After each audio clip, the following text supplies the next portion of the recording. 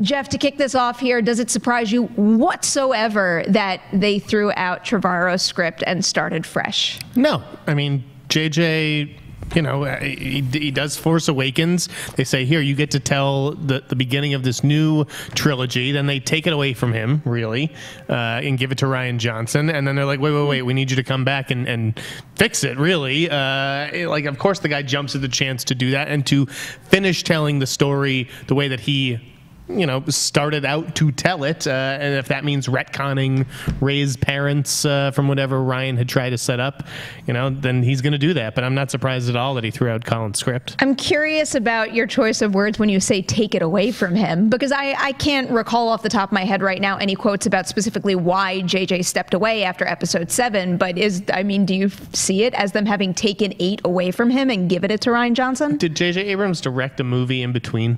Did he direct a movie in between Force Awakens and Episode 9? Not that I can remember. I can't think of one, actually. Off the top of my head. Yeah. I mean, and that's because he wasn't planning to. It's because he was planning to do The Last Jedi. There was friction there with him and Kathleen Kennedy, and that's why it ultimately took Kathleen Kennedy being a bigger person to invite him back into the fold, knowing that if she wants to fix this franchise or at least get an ending that will satisfy people, you got to go back to JJ. The quote here does mention that he was working on something else when she came back to him, but that doesn't necessarily mean that it's the same timeline and the same project. So I don't know. I guess that could be the case. Coy, how are you feeling about these quotes, and specifically how high he already kind of praises Episode 9? I'm only worried because the 2 years is such a quick turnaround. That's an incredible feat for CGI and prep and everything else. But the good news is, like you said, he had a plan. Like, he began 7 with how I imagine he planned to end 9. So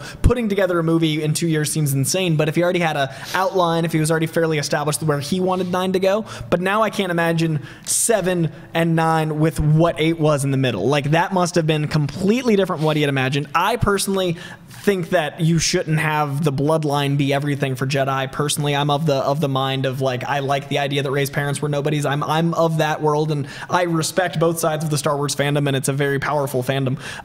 So I fear talking about it. But it's really tricky because that seems so counter to what The Force Awakens was. So I can't imagine what a movie that is going to be somehow the culmination of both Force Awakens and Last Jedi looks like with only 2 years of prep. Yeah, I'm in the position where I really loved what he did with The Force Awakens, but I'm also a fan of the risks that Last Jedi took. So the thought of having to almost not necessarily combine the two, but I guess in a way, yeah, in Episode 9, I don't quite know what to picture, but I would be very, very surprised if we would start, when Episode 9 comes out, if we're freely using the term retcon in terms of him taking certain plot points that Rian Johnson introduced and completely erasing them. I think he's going to find a way to organically and naturally and justifiably basically take those a step further where they land in a place that satisfy as many Star Wars fans as possible without actually saying, well, now you can wipe your hands clean of The Last Jedi. I think it's still going to be in play, and I think whatever JJ does with Ep 9 is going to make people go back to Last Jedi and maybe appreciate it more. I feel like I hope that's the case. He's so clever. He's going to find ways to use seeds planted in 8 that might not have actually been seeds. I feel like he's going to really be creative with... This is a bit of a name drop, and I don't mean it to be, but I've worked with J.J. Abrams on a movie, and there is no director that's as good a technical director as a personal hands-on actor director that I've worked for. His brain works on such a level that he's doing so many things at once, and he's able to tell stories in a frame that the dialogue's just an addition to. Like, you already know so much just from this. So if there's someone that's going to combine 7 and 8, it's J.J. Abrams. If there's someone that's going to make the people happy that love The Force Awakens and The Last Jedi, he loves this mythology. He bleeds Star Wars. There's this guy wants this to work. So if you want an ending that's going to satisfy the Skywalker saga, it's JJ. So if anyone else had said this quote, I'd be worried. But JJ Abrams saying the quote of, I made this work in 2 years and I'm really proud of it, he's a Star Wars fan. So if he's proud of it, I'm excited for it. I'm feeling pretty confident right now. I'm just curious to see what happens on Friday when we get to that panel, what they actually give us. Go ahead. Go for it.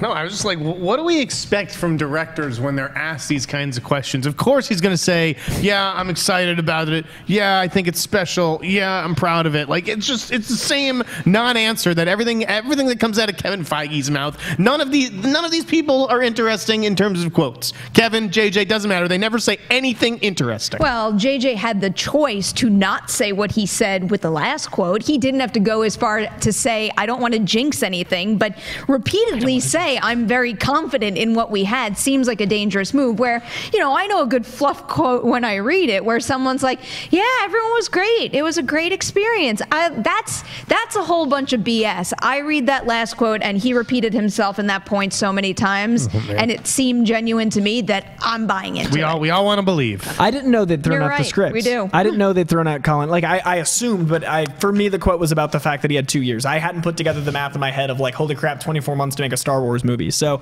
to me, the quote was more about the making a diamond out of the pressure of that. So I was interested personally. I'm interested too. And you know what? Yeah, sometimes I want to believe, and maybe that doesn't work out for me in the end, but I'm kind of glad that I want to believe and I don't not want to believe, if that makes any sense, especially when it comes to franchises that I've invested years of my life in. Yeah, like these movies aren't made to... There's a certain thing they need to capture. They need to be entertaining, but they also need to appeal to fans, and they also need to do things differently. And that's why I really like The Last Jedi, is it did so much differently that a lot of people were mad at, but if they didn't like that, they had The Force Awakens. So for me, this is an opportunity to appease every kind of Star Wars fan, and I don't know, like this event, we're finding out next week if that's been possible. Yeah, fingers crossed. I'm hoping for a title reveal and a, not just a teaser trailer, but a significant amount of footage at the very least. We'll see what happens, and we will report it to you all right here on the Collider Video YouTube channel and also on Collider.com as well.